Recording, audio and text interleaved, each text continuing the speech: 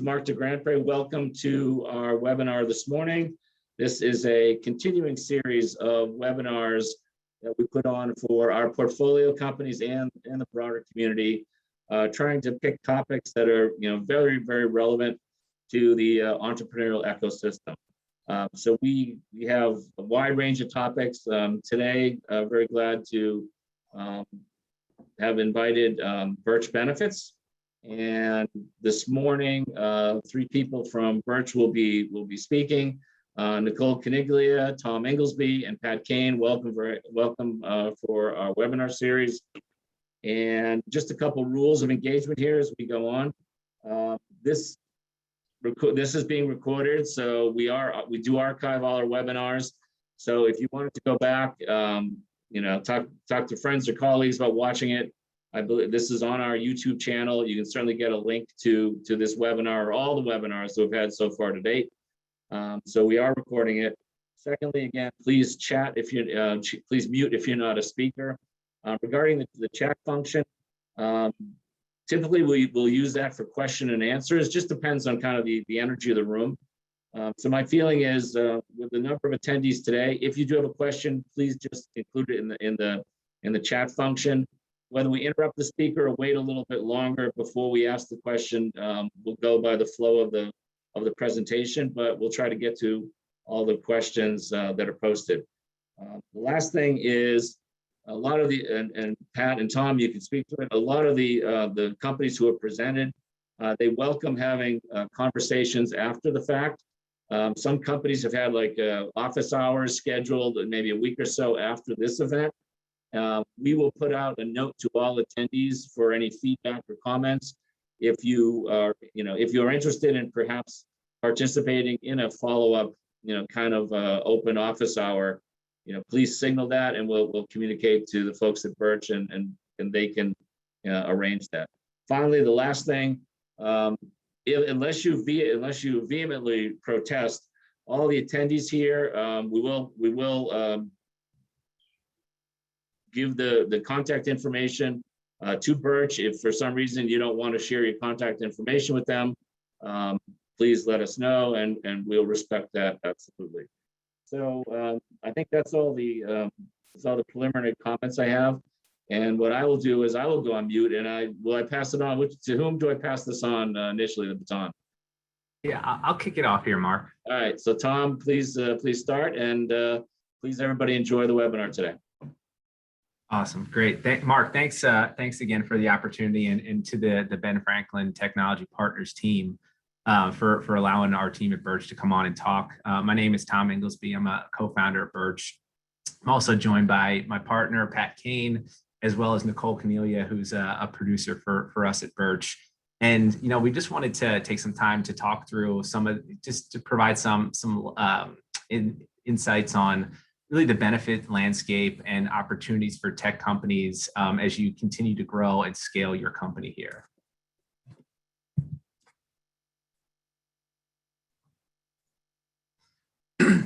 So just brief agenda. We wanted to quickly talk over just about why we started the company, why we started Birch. Being founders of small businesses ourselves, I think we share similar pains and struggles as many of you. And we'll try to talk a little bit, hone in on tech companies and kind of the benefits that we specifically commonly see locally here in Philly in tech companies. And at Birch, we do have a focus on technology and life sciences industries. So, luckily, with the organizations like Ben Franklin Technology Partners, we're seeing them really just take off locally in the life sciences and tech industries here in Philadelphia. And we think there's just a massive opportunities, specifically in those industries as companies are scaling, receiving money, scaling and growing quickly.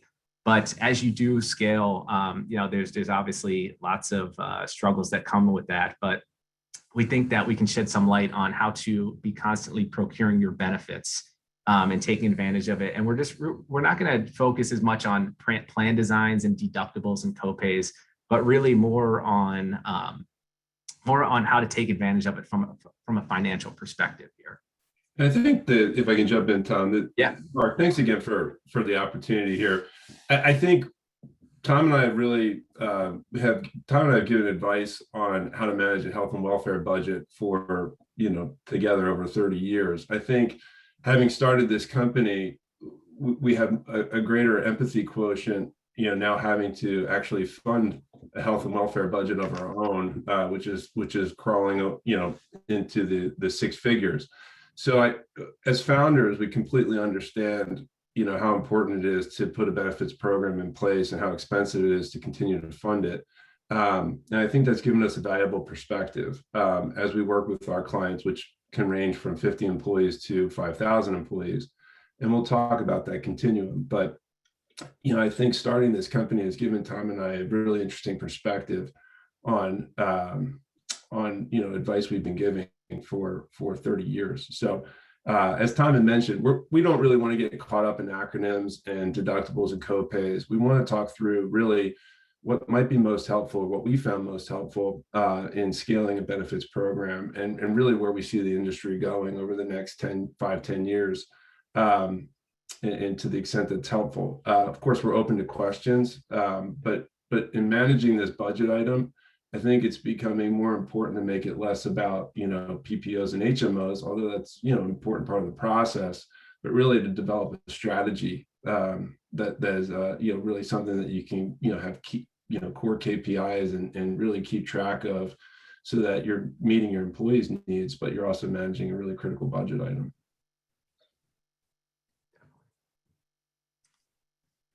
Yeah. So, as Pat was saying, both of us had left larger consulting firms about 3 years ago to start Birch, and both of our firms had been acquired by larger private equity-backed roll-ups, and we wanted to merge really the brokerage and the consulting models to work with small and mid-market companies. And about 3 years, after 3 years of starting Birch, I've had 3 kids, and my wife jokes that I'm quickly losing all my hair here. I don't know if it's working with Pat, but it's falling out quickly. I think I'm almost at the point, Pat, where the Rogaine is going to show up just when I have a negative effect on hairlines, but I do think that, it's funny. These pictures were taken right after Tom and I depleted our savings accounts and dropped the entirety of our life savings into capitalizing Birch. So they're not our most flattering photographs, but I will say that, our business model, and we don't want to make this a commercial, but it's not novel. What we're doing has been done before in terms of marrying consulting and brokerage and making sure that we're serving our customers in the way that an outsourced benefits department would, but also making sure that we're doing consulting work that's analytical and data oriented. So while it's not novel, it's rare. As Tom had mentioned, our industry is, really experienced a proliferation of acquisitions, and there's a lot of factors involved: demographics, the fact that our business has some really favorable attributes financially. But to make a long story short, Tom and I, both of our companies were acquired. We wanted to work together and build a firm and make sure that it wasn't sold up from underneath us again.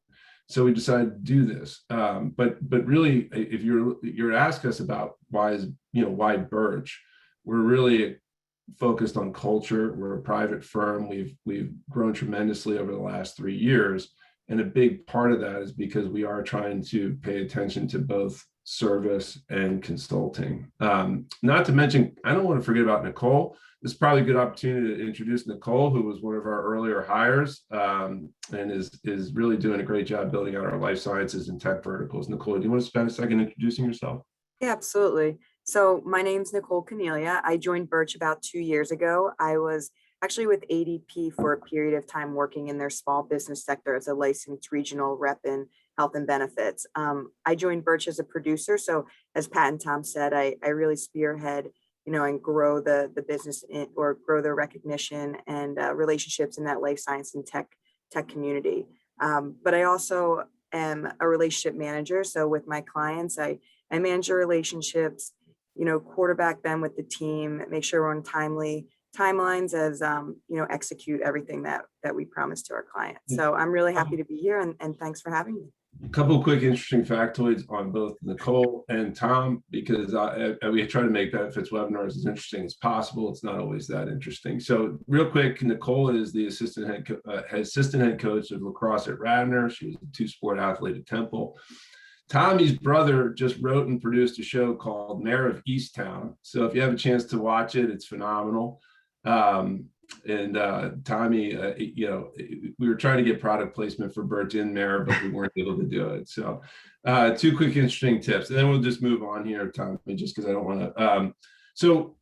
This is less about Birch and more about the industry. These services are relevant, whether you're 5 employees or 5,000 employees. What we'll talk about a little bit later in the program, we're asked all the time is, which of these services and really sort of buckets are most relevant, in each of those, size continuums. And we want to spend a lot of time later in terms of how you grow from 5 employees to 100 employees and how the market sort of evolves with you.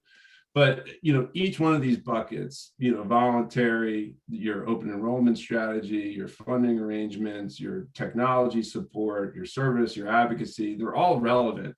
It's just really interesting because our industry's evolved so much over 15 years. When I first got into the business in 2002, our company was one of the early pioneers on home growing a Ben admin system. Now they're just attached to almost every HRS platform as an example. So, really, as you grow, you may start with sort of a standalone HR admin system or Ben admin system, But as you grow, you may change your payroll systems and your HRS systems, and that may, sort of evolve your strategy with Ben admin. Same thing is true of funding arrangements. When you're smaller, it may be through a PEO or through an insured program. But as you grow, you all of a sudden can start looking at consortiums and self-funding arrangements and those types of things. So the industry is evolving and evolving quickly. Another big one is compliance. Compliance is an interesting thing because, post ACA in 2010, there was sort of a demarcation line at 50 employees and under and over. But in the recent months with the Appropriations Act and American Recovery Act, there's been a lot of health and welfare compliance that has been issued. And it's really applicable regardless of your size. So compliance is one of those key elements, which is going to be very important for clients and employers moving forward. It was always important, but I think it's going to be very important for small employers to make sure they're staying on top of it. And so these are all the things that our industry does for our customers. But we really want to spend a lot of time on how relevant it is, whether you're 5 or 5,000 lives. Yeah, thanks, Pat. I think so. Before just jumping into the different healthcare options, as your company grows and scales, we wanted to kind of level set on the demographics just associated with the tech industry. So this information we had pulled from the U.S. Bureau of Labor Statistics. As you can see, the median age of the tech sector versus the rest of the U.S. population in small mid-market companies is about 2 years younger. And in small group underwriting, this is a big deal. When you don't have any claims data from an underwriting perspective, age is king, and they're really underwriting you in the small market based on your age and demographics. As you grow, they'll start pulling in claims data, but really in the small market, they're leaning on age specific. And generally underwriters from an underwriting perspective, when you do start getting claims data, the younger females are weighted a little heavier, early on in life, and then vice versa, it flips around 50 years old. Males start being a little bit riskier from a claims perspective. I think the other thing too is demographics are. We pay a lot of attention to demographics, and as they apply to the vertical, the industry vertical. And one of the things we've noticed is that, for example, in life sciences and technology, the benefit programs or the programs that are relevant and interesting and of value to your employees may differ greatly from hospitality or construction. And so there's another element of the demographics, in addition to underwriting, where we pay attention to how do we want to communicate with your employee population? And this is sort of getting into Tom's next series of points here in terms of, benefit perks for the tech sector and how they vary. Right, Tom? Yeah, definitely. Obviously, the tech sector has kind of taken to a new level as far as just the perks associated with it. We see it with a lot of our clients, and really in 2020 moving forward, it's going to take a whole new new level, go to a whole new level here. We have a slide in that at the end, but I think from our perspective here, the point that we want to try to make right now is just that the lower your lower your age, typically is going to, from an underwriting perspective, is going to translate to lower claims utilization. So how can you as a company take advantage of that? And I think real quick on this too, it's sort of counterintuitive, but the way that small groups are underwritten is, as Tom had mentioned, it's what's called demographically driven, and there's age banded rating. And that can sometimes be difficult when you're structuring your employee contribution philosophies, because the carriers will sort of tie your hands in terms of how those, not tie your hands, but in terms of how those rates are issued, right, Tom? Which is a little bit different as opposed to, when you get over 100 employees. So we just pay attention to demographics, and we'll run a demographics dashboard with our clients just to keep an eye on it. But I think there's recently an article in the Wall Street Journal that touched on this in terms of the amount of health tech innovation that has surfaced, and sort of how it's become a little confounding for employers to sift through it and find the tools that are going to be most useful for their population. And what we've seen in COVID has been behavioral health, and particularly in the tech sector, tools that are really helping employees manage, sort of the stress of behavior, of what mental well-being, have been really critical. So there have been some advancements here from the BUCA community, Blue Cross, United, Cigna, Aetna, in terms of how they're starting to really adopt more embedded tools for behavioral health, which is a silver lining as it relates to COVID. But for a number of our customers that are in the tech vertical, they paid a lot of attention to resources that would give employees additional access to behavioral health tools and resources, as one example. The other is communication, where the benefits industry historically had relied on paper communication or open enrollment meetings. We find that in the tech sector, employees want communication that was text-based. And so there's been an interesting, sort of push from companies like 98.6 is a good example, which was founded by some ex-Amazon executives, which is really text-based telemedicine.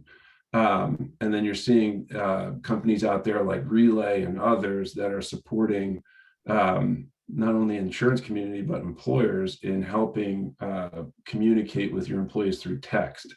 And I think that's just a good example. Communication is so critical, and we see it become even more critical in remote environments. The healthcare system is fragmented. It's difficult to understand, and when we all encounter it, it can be really frustrating. So we find that communication has to be twofold. One, helping folks understand the benefits that are in place, so they know how to use them appropriately, and then also so that the employer has, gets some credit for funding them.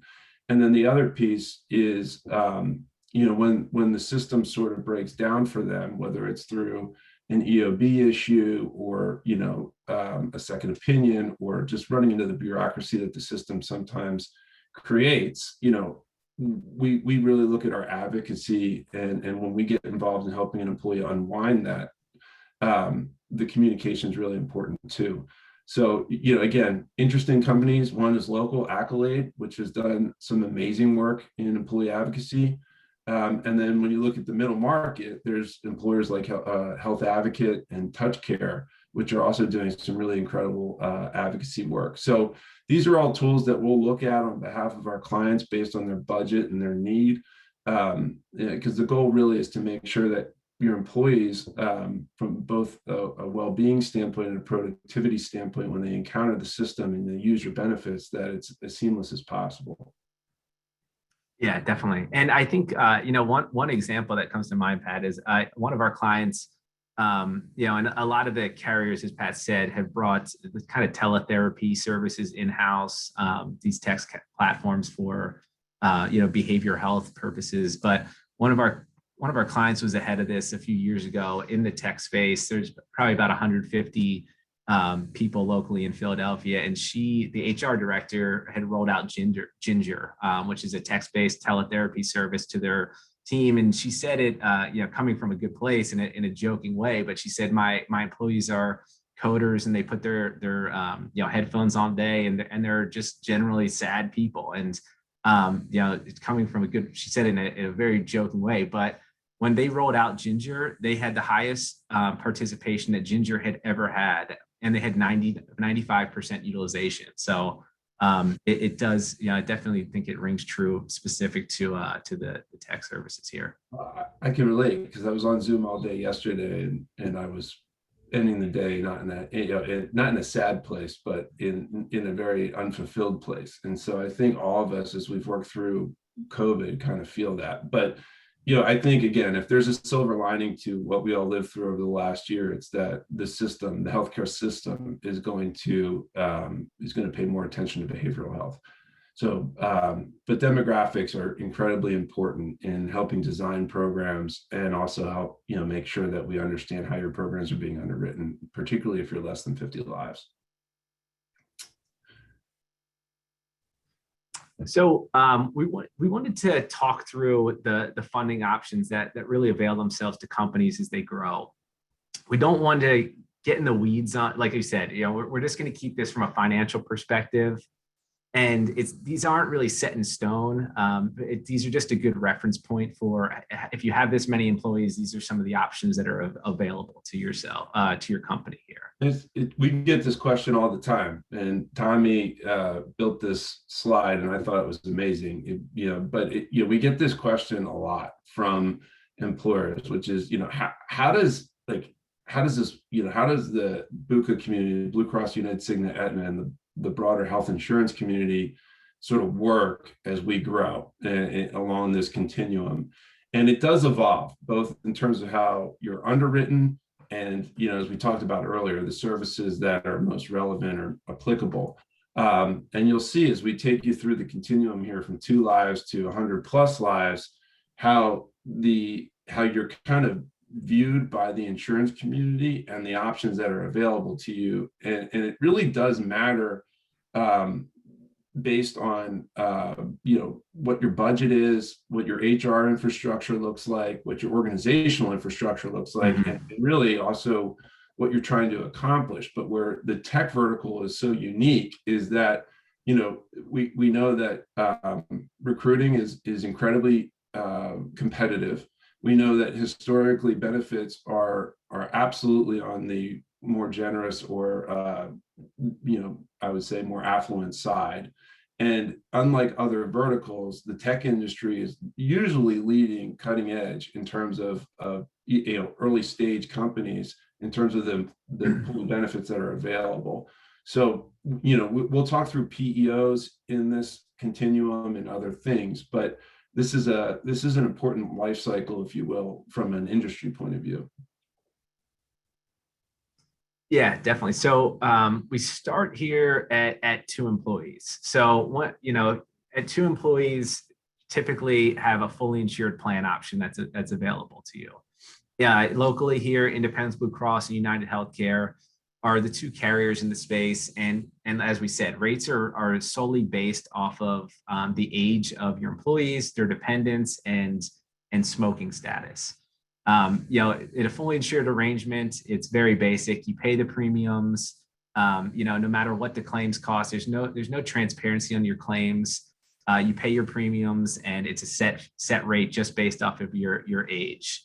This tends to be, because there's not much transparency in this space. A fully insured arrangements is kind of a carrier's bread and butter. It's a big profit center for them. So, as we kind of scale up here, we'll talk about ways to kind of cut out some of that fat from the carrier's profits here. And then, at 5 employees, you start stepping into PEOs that avail themselves. There's PEOs that you can get through United Healthcare, Aetna, and locally IBC as well.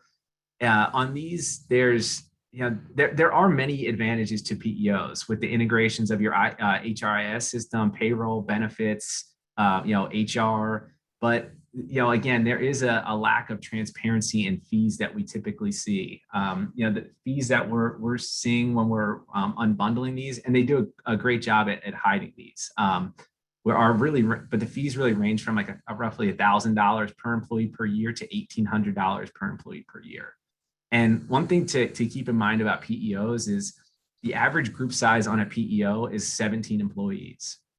So, as you do scale up, we have seen massive savings for companies that have really just outgrown their PEOs. And then the next one is, once you get to 15 employees, is level funding. So level funding should start being considered around 15. There are ways that you can level fund down to about 5 lives, but there is an underwriting process, and generally at about 15 lives, you can avoid your employees filling out medical questionnaires, which is always a plus. But what they do is how they underwrite it if you're above 15 lives is that they're going to tap into Milliman's GRX database, and they're going to run your census through a prescription drug database. And essentially, they're going to red flag any prescriptions drugs that show up, as they run it through. And what they're going to do is come up with a risk score of your company. So if they see oncology drugs popping up, they're going to assume that there's potential cancer claims within your group. And it allows the carriers to really cherry pick the good risk. And so much so that Aetna has gotten completely out of the small market, fully insured business, and they just focus on these level funded products for their book of business. I will say too, just circling back on I think the PEO or not to PEO is the question that we get asked a lot with emerging growth companies. And I think a lot of it is predicated on your infrastructure. We're definitely agnostic when it comes to this conversation, because PEOs do offer a lot of advantages. It's a bundled situation, which allows businesses, particularly tech businesses, to focus on your core mission without getting sort of mired in a number of issues, whether it's 401k, payroll, and benefits. So we see a lot of advantages to PEOs, but a lot of it will be predicated on preference. What we see though, when you start to get to 15 employees and then really beyond 25, 50 employees, we start to see folks bringing HR infrastructure in-house, bringing more of a finance infrastructure in-house. And then when that happens, there's generally a need to upgrade the payroll systems and the HR systems, and the PEO systems tend to be a little rigid. The customer service isn't excellent at that size. And we start to see a lot of people say, hey, how can I start to unbundle this PEO? So to Tom's point, we're not pro or con PEO. We think that it absolutely meets a need, but generally we start to see companies evolve out of it between 15 and 50 lives.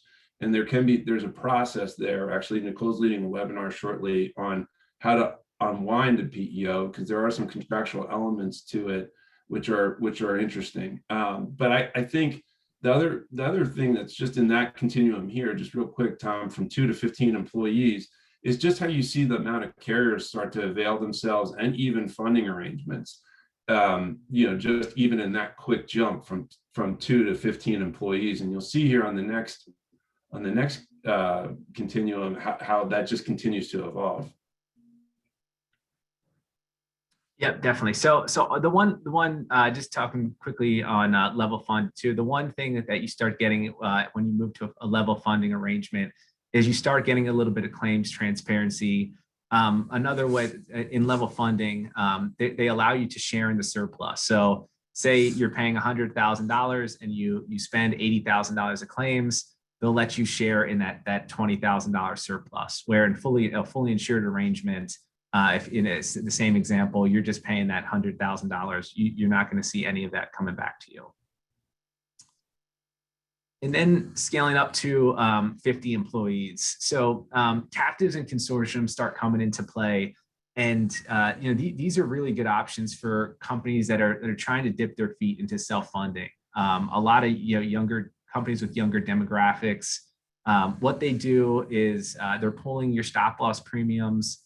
They're pulling out the laser provisions of the stop loss policies.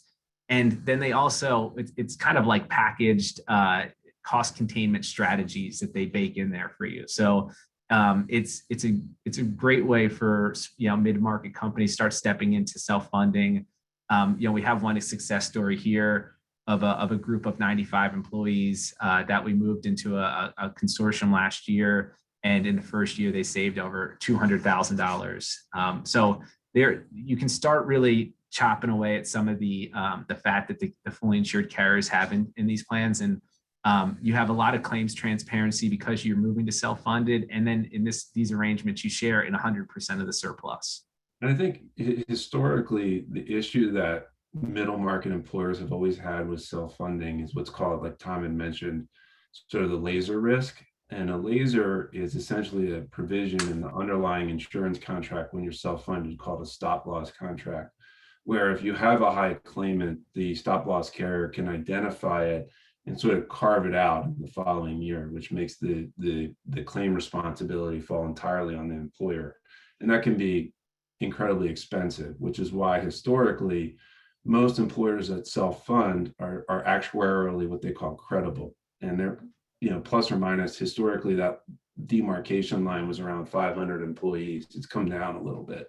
But these consortiums and captives stepped in and really met a need where they're aggregating the stop loss contracts and premium and allowing smaller employers to self-fund without that laser risk, so that you can essentially get the benefits of self-funding, which is, removing the taxes, the premium taxes embedded in insured arrangements, and the profit, the insurer profit, and self-fund. So these consortiums and captives for middle market employers have evolved significantly over the last 10 years, and they're really nice tools if you get to 50 employees or more.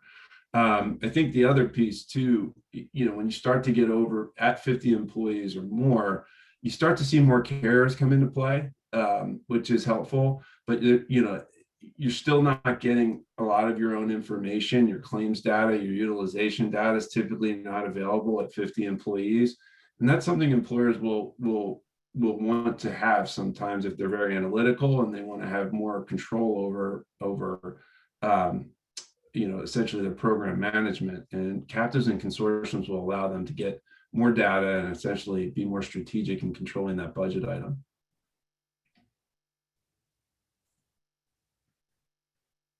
Definitely. So, and then, as companies scale over 100 employees at this point, hopefully they're consistently receiving some of their claims data, and they have enough information to make an educated decision to potentially move to a self-funded arrangement. As Pat had said, there are some risks associated with it. So it's definitely something that you want to vet out, but there are some massive advantages too here for moving to self-funded. Specifically, like we had said, eliminating some of the taxes and fees associated with the premium taxes, and a cash flow perspective. You also start looking at things like prescription drug carve-outs, prescription drug coalitions. So there can be massive savings here and opportunities for companies as they start looking at self-funding.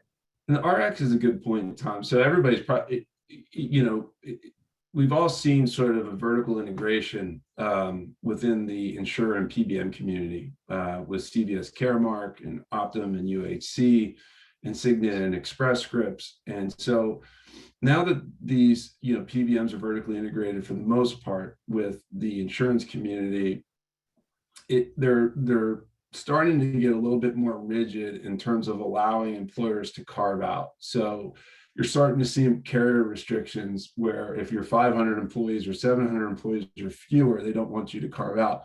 That what we've sort of identified, one of our underwriters at Birch built one of the largest PBM coalitions in the country in his past life. And So what we spend a lot of time on with the carriers is, rebate retention and, the revenue retention associated with the RX programs. And there's actually been, some interesting, action in Washington, D.C. on this in terms of RX transparency. There's bipartisan support for more transparency as it relates to RX. But what we really think is important is to make sure that when you're negotiating renewal, whether it's insured or certainly self-funded, that we at least identify what the RX and the PBM rebate retention is, and that we can incorporate that in our negotiations, because the carriers are receiving a revenue stream there, and we just want it to be considered when they're pricing your risk. The other thing too, which is really interesting, is we're funding arrangement agnostic. We don't have a horse in the race whether somebody's fully insured or self-funded or level funded. Our job, we view our job from an underwriting standpoint, is to make sure that when we do our projections internally at Birch, that we're pricing your risk at in the most favorable and fair place, and then making sure that the carriers understand how we're viewing your risk and agree with it or disagree with it. But using that as sort of the benchmark for the negotiation, as opposed to the carriers saying, "Hey, this is the way your risk should be, or should be priced," I should say. So I really think it's important, because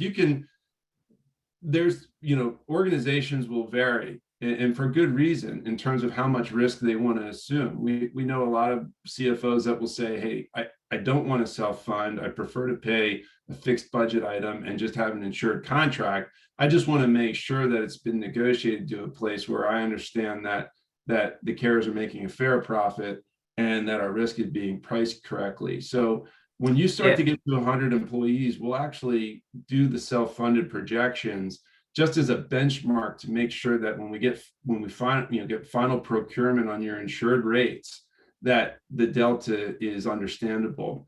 So again, we don't want to be in a position where we're saying you should self-fund or you shouldn't. It's just when we do our due diligence for customers, we want to look at each one of these funding arrangements to make sure that we understand the pricing components with your actual risk. The other thing too, which we'll get into here in a moment, is people ask us a question all the time, is what type of increases are you seeing? How are the carriers pricing risk? And we always say the benchmark should really be, how are your claims running? And when you start to get to 100 employees, getting access to that claims data is critical. We really believe that as much as possible, that claims data should be pulled down and shared with you, so that when we do our strategy meetings, we can really forecast how your case is running, so that your finance team is not caught off guard with either a risk profile that's running hot, or to the other side, if you're running really well and it looks to be a favorable renewal, that's information oftentimes that our finance departments are looking to get their hands on sooner than later. So we're huge fans of data. And when you start to get over 100 lives, certainly when you're self-funded, we can get our hands on it and report it back to you more readily.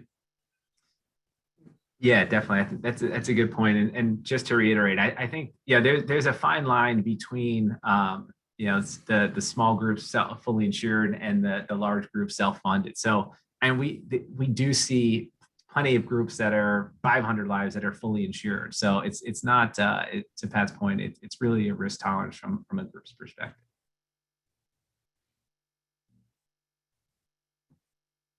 The other category too that I think in that prior slide we could add would be 500 plus. When you start to see 500 plus, you see dynamics like population health management, networking strategies with things like narrow networks, and definitely RX carve-outs. And so if you start to really explode in growth and 500 plus comes into play, there's things like VB captives and a whole nother set of opportunities that avail themselves. Yep. So to what we were just discussing as far as the overall increases that we've seen, we just wanted to do a quick recap of 2020. So in the small market side of things, many of these groups, like we had said, don't receive their data. This tends to be kind of a black box for in these small market cases, and they received an overall increase of 6.9% last year.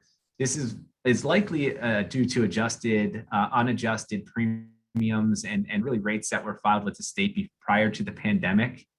Because when we look at the large market groups of 500 plus employees, they received actually their lowest increase in over 2 decades at 1.9%.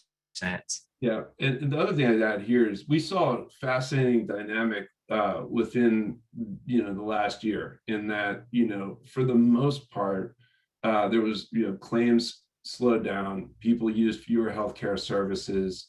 You saw the carriers try to do their best in terms of premium holidays and acknowledge the fact that there was probably more premium collected than services being utilized. It was just a really sort of an aberrational year. But this slide we got this data from the most recent Mercer Health and Welfare study, which is a very solid benchmarking study. It's hard because, as we talk about, the average increases, there's so many variables involved, whether somebody's self-funded or fully insured. But really, in a perfect world, what we want to do is benchmark loss ratios and claims, because claims will drive your increase or not, for the most part, over or should over 50 lives. Under 50 lives, we talked about demographics have a large bearing there. But the other piece too here is per capitas. The one thing that we're seeing from 19 to 20 is that the per capita is not is going up, of course. But I think it's like Tom had mentioned, these numbers, when you pick up the Wall Street Journal or the New York Times, you're going to see different reports. The PwC study is really helpful too. I think PwC study had, for middle market employers, the average increase on an insured basis for an employer less than 500 lives was like 11%. After plan design changes, it was like around 7%.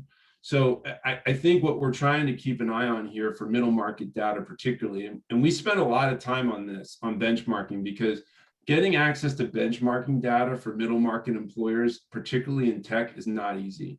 And so as much as possible, we take the Mercer data, we take the PwC data, we take Siegel surveys, and then we actually use our own data too to try to triangulate as much as possible, because it can be tricky.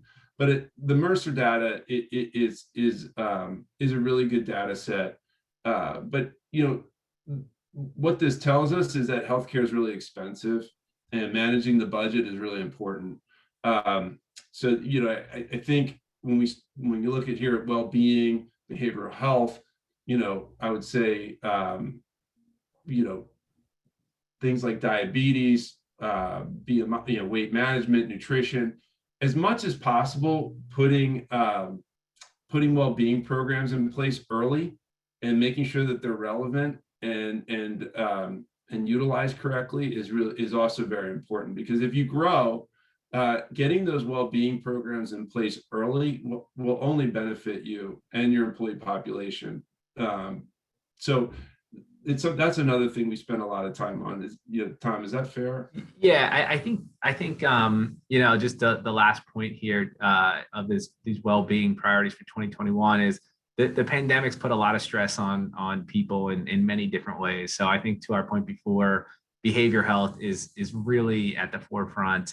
There's a lot of ways that employers are tapping into it, whether it be from the teletherapy services to just enhancing EAPs.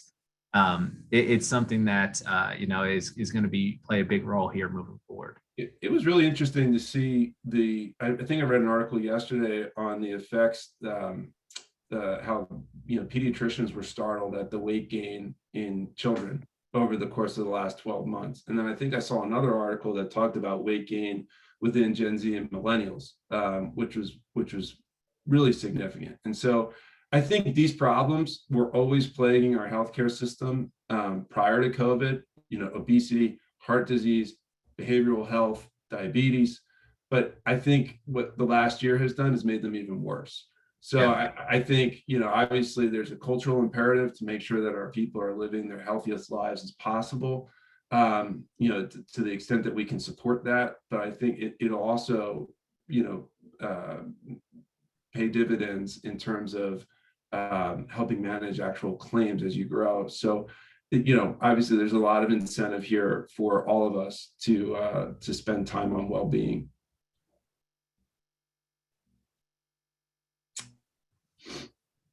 Yeah, and with that, we appreciate everyone joining us today, and again, thanks to Mark and the team at Ben Franklin Technology Partners for allowing us to jump on and help out with this webinar.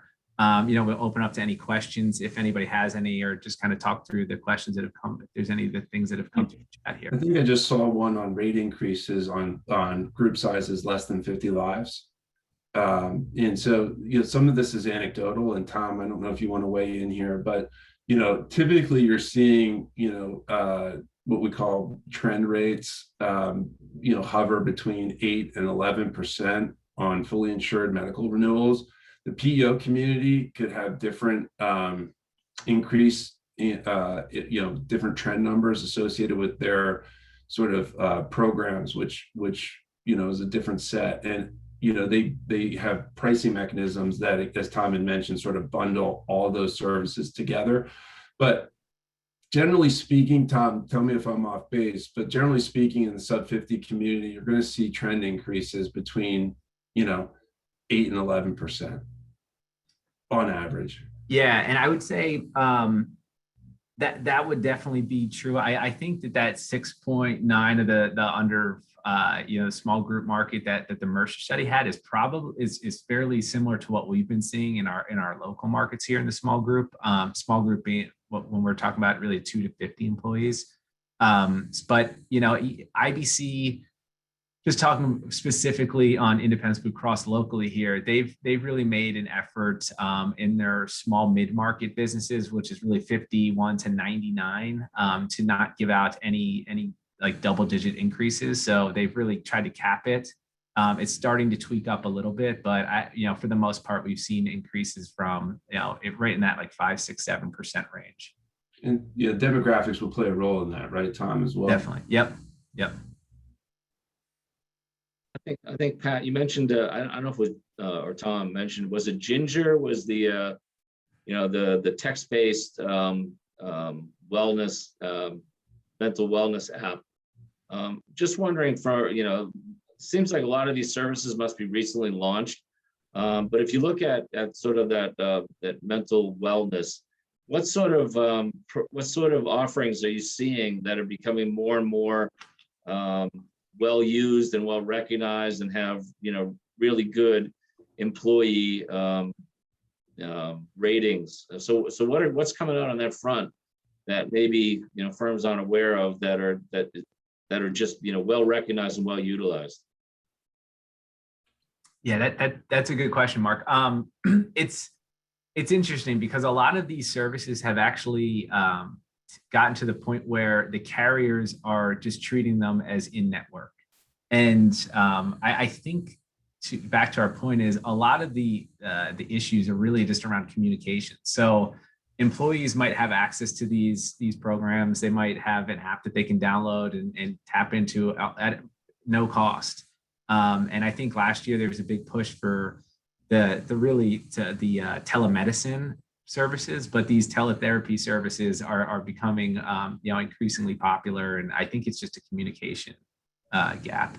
Pat, anything else on that? No, it's been great to see carriers start to pull these services in network. So and Mark, we can send out a list of the carriers and the services that they contract with, just because I think that would be a great place for folks to start if they're fewer than 50 lives. And this has all been happening over the last 12 months in terms of carriers fortifying their resources in this area. 98.6 is getting into this, which is a firm that we love. And Ginger's another great one.